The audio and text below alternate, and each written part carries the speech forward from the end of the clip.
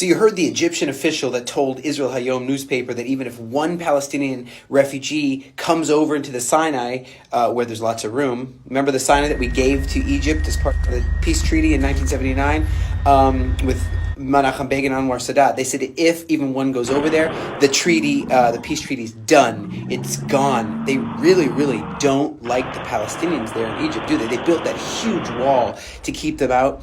And then another official was a little less extreme and says, hey, we'll nullify the peace treaty.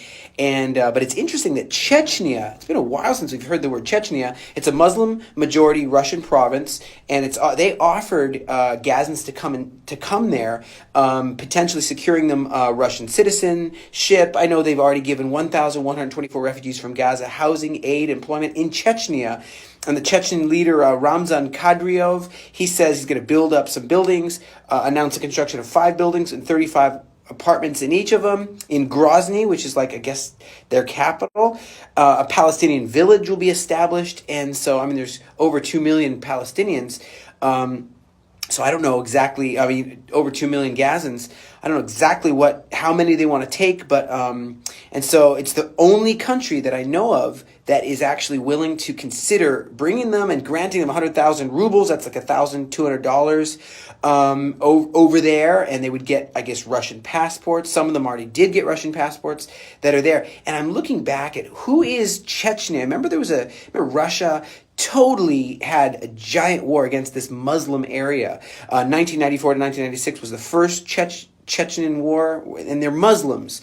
And so they had 95. Again, you had the Battle of Grozny, where there was, and then, of course, in the Buznavik hospital crisis, remember all these things? It was all over TV. It's crazy guerrilla warfare against, and a lot of Russians died.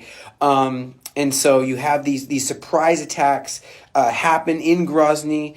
And I remember in 99, when I made my Aliyah, August 1999, I made my Aliyah to Israel, there was an invasion of Dagestan by the Islamic International Brigade. And they took over, they jihaded over in Russia.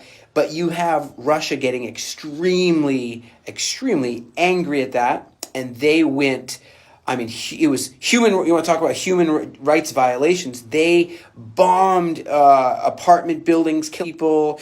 It just launched a large-scale offensive in Chechnya, just bombing in Dagestan and everywhere. And finally, capturing Grozny, the city, and that turned the tide. And all the way 2000 to 2009, you have all these Russian forces in Chechnya, and there was 330 killed in the Beslan school siege, and so on. But it's funny that after all this fighting, and now they're a part of Russia, you see once again a buildup of, or a desire to, what I would understand to be, continue the jihad.